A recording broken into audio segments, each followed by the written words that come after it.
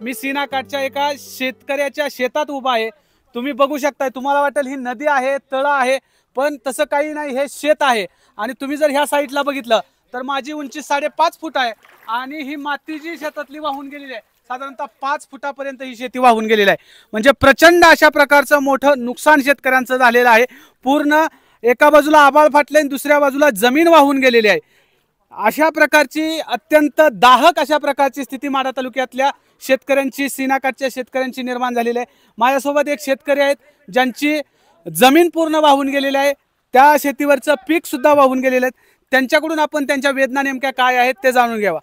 रानात काहीच राहिलेलं नाही, मी जगायचं कसं आणि खायचं काय, माती सहीत धुवून गेलेलं आहे। मी काय करू आणि काय राहू, इथं राहायची अपेक्षाच नाही। माझं पत्र गेलं, पुन्हा शेड गेलं, पुन्हा गंज गेली ना, काही रानातला संसार पा गेला। मी कसं जगून कसं खाऊ सांगा तुम्ही। शासनाने मला काहीतरी मिळगत द्यावी लागेल माझ्या पोराला, काहीतरी कुठनं तर 2 पोराला नोकरी लावाय तुम्ही, एवढं केलंच पाहिजे।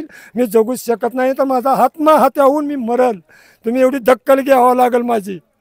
तुमच्या जमिनीत नेमकी काय काय पिकं होती? आमच्या जमिनीत ऊस होता 5 एकर, त्यातनं काहीच राहिलेलं नाही आमचा।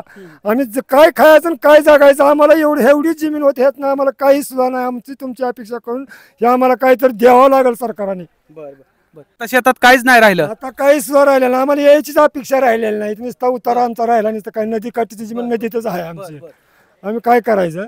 बरं, ही महागाई ती नदी आहे का ही तुमच्या शेतातच पाणी आहे? शेतातच पाणी, नदीच आली आता, शेतातच नदी आली आता, काय करायचं? आम्ही कसं जगायचं, खायचं काय आता? तुम्ही बघू शकताय, साधारणतः 10 ते 15 शेतकरी यांच्या रानातूनच ही नदी गेलेली आहे। नदीचं पात्र अर्धा किलोमीटर आहे आणि ही नदी दुसरीच नदी या ठिकाणी तयार झालेली आहे। तर तुम्ही बघू शकता या ठिकाणी काही शेतकरी आहेत, इकडे जरा दाखव बरं। हे शेतकरी पूर्णतः असं बुडलं, हात जरी वर केला तर 10 ते 15 फूट पाणी आहे इथं, बघा तुम्ही दाखवू शकता, बघा आहे का?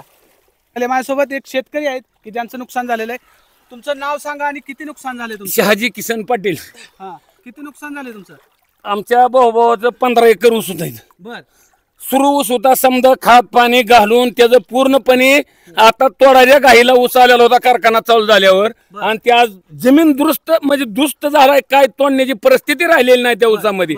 आणि ह्या रानातनं 15 ते 16 फूट खड्यात इतकं खड्डं पडलेलं आहे।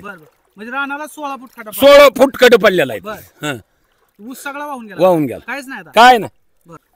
शासनाकडे तुमची काय मागणी असणार? काय मागणी ह्याच्यात आम्ही म्हटलं तरी सुद्धा मागणी काय द्यावी ही आम्हाला काय समजे ना, काय किती द्यावी किती द्यावी हेच काय आम्हाला कळत नाही। हा, तुमच्याकडे हे ह्याच्यासाठी पुनर्वसनच आम्हाला काय तर कुठं केलं तरी सुद्धा परवडेल, ना तर ह्याच खाड्यात गाडून सरकारनं आम्हाला टाकलं तर चालेल। बर, आता ह्या रानामध्ये आमचा ऊस होता, ऊस तर निघूनच गेलाय, पण 15 फुटाचा असा खड्डा पडलेला आहे। ह्या रानामध्ये आम्ही काहीच करू शकत नाही।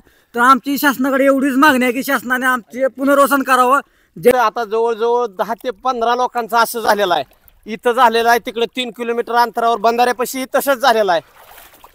यांनी काहीतरी तात्काळ इथं येऊन नियोजन करावं आणि पुनर्वसन या लोकांचं करावं, अन्यथा आम्ही जलसमाधी घेण्याच्या पवित्र्यात आहे। माझं इथं साधं 3 एकर क्षेत्र आहे वडिलांच्या नावावर। 12 महिने झालं ऊसाला आम्ही बारक्यापणापासून झोपून मोठं केलं। मुलाच्या शिक्षणाचं, घरच्या प्रपंचाचं, सध्याला बाजाराचं बघितलं नाही, तर आम्ही शेतीचा खर्च भागवला। आणि आज तागायत सगळा ऊस महापुरात वाहून गेलेला आहे। आज तागायत शेंड मोडून जसा तसा ऊस जमिनीवर पडलेला आहे, वाळूचं नदी स्वरूप आले आमच्या रानाला, किंवा आमचं फारच नुकसान झालेलं आहे। आम्ही जगण्याच्या परिस्थितीतच नाही।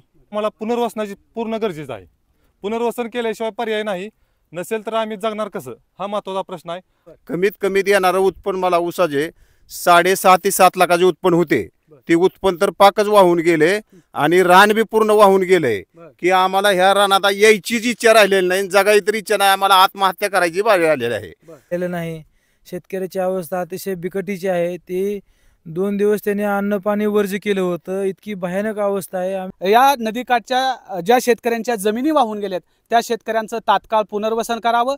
पुनर्वसन जर नाही केलं तर आमच्याकडे आत्महत्येशिवाय पर्याय उरणार नाही, अशा प्रकारच्या वेदना त्यांनी एबीपी माझाशी बोलताना व्यक्त केलेल्या आहेत।